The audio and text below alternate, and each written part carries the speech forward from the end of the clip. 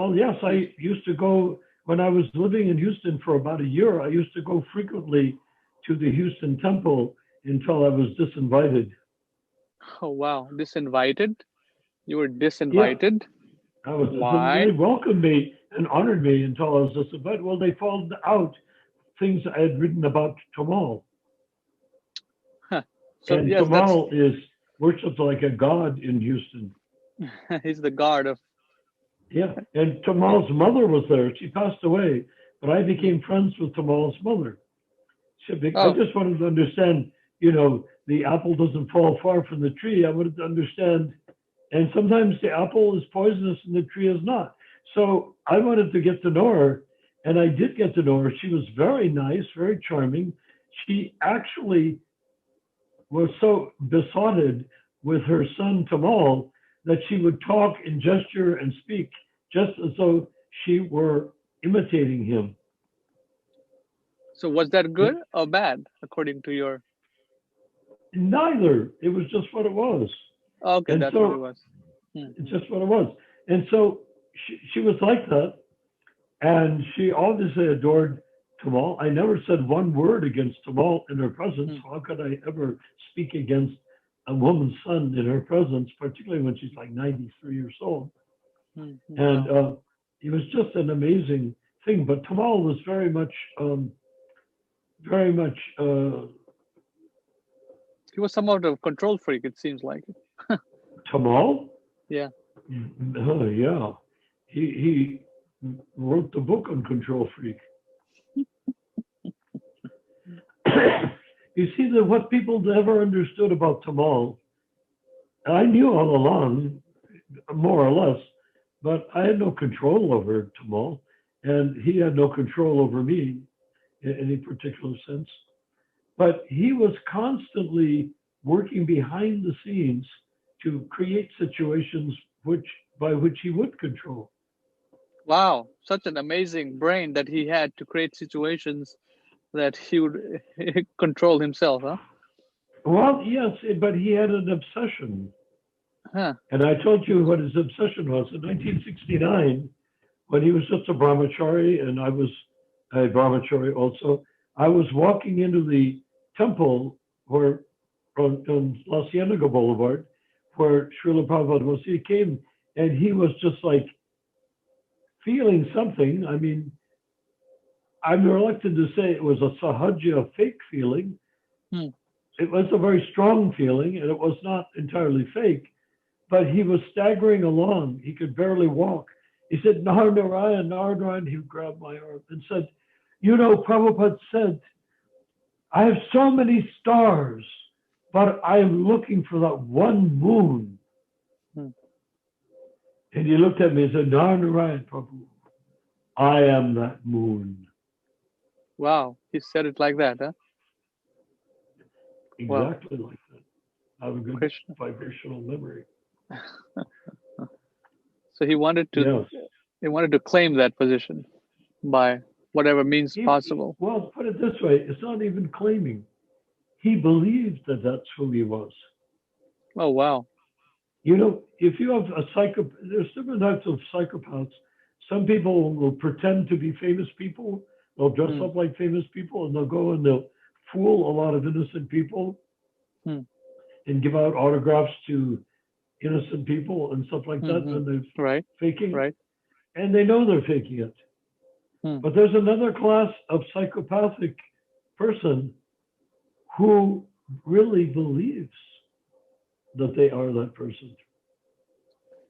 Wow. They genuinely believe that.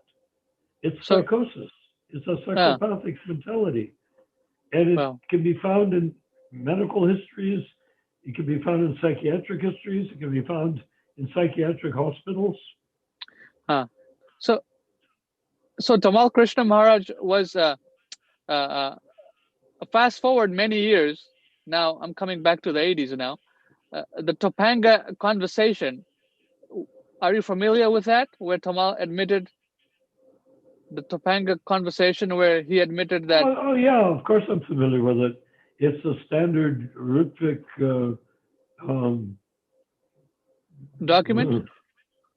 document. Yeah, it's sort of like almost like a scripture.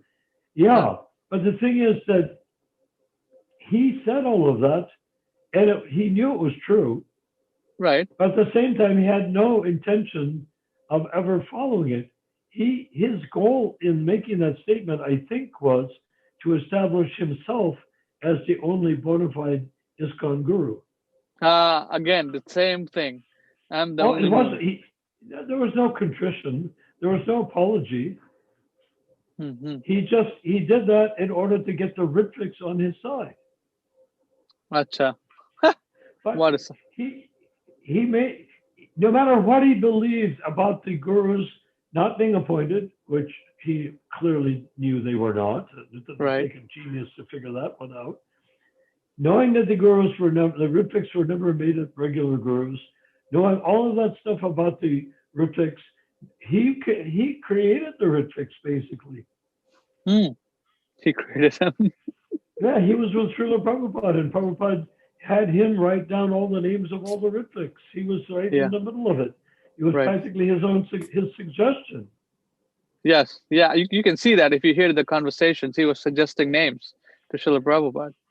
Exactly. It It started out with very few, and it ended up with 9 or so, then another couple were added. Right. So you can technically say it was his creation, Tamal Krishna's creation, which Srila Prabhupada approved. Can you say that? And no? You could sort of say that. Because Tamal was not that. Tamal was too good at what he was doing to even create it. He had what do you mean? He had to draw on a need from Prabhupada and translate it into that concept. Okay, so you're saying draw at a need, meaning that Prabhupada was sick or he's old, or is that what you're saying? That Prabhupada needed a way to initiate all these disciples. Okay, that way. All right, I see. And so he made that occur. Prabhupada was keenly aware what Tamal was doing, what he was like, how he was doing it, every detail. This goes down in history this way, repeatedly throughout history.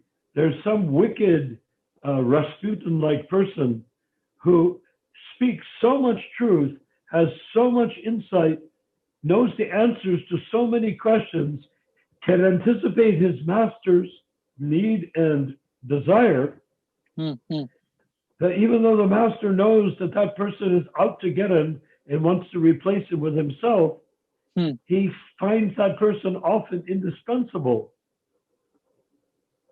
It's not that Tamal was an externalized enemy. No, he was an internalized enemy of Prabhupada. To give you an example, Prabhupada was trying to get some things done in Bombay, and everybody that came in was just absolutely too clueless to make it happen.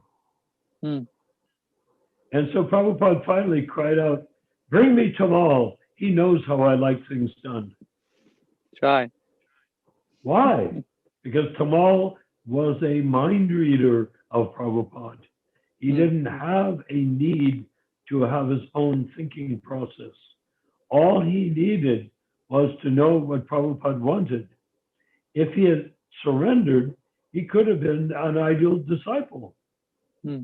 But no, he was a subversive, trying to figure out how to be Prabhupada's successor, how to be the moon, right? Right. He said, there's Bhaktisiddhanta, there's Prabhupada, then there will be Tamal. That's fine. That's the way it should be. He didn't have any idea to support the vision that Prabhupada actually had, which is what we're working on right here. Right. To create a movement of independent philosophers. No, he didn't want a movement of independent philosophers. He wanted to be the philosopher that understood Prabhupada and no one else did. He wanted to, and in many, many cases, it was true. because Prabhupada's meanings oftentimes were very subtle, and Tamal would catch on to them and then exploit them Acha. as Prabhupada's successor in his own mind. Mm-hmm. He lived it. I mean, that's what psychopaths do. They live the person they think they are. Wow. Krishna. You know, I keep trying to explain that from the point of view of psychiatry and psychology, which I have the training in. But That's very good.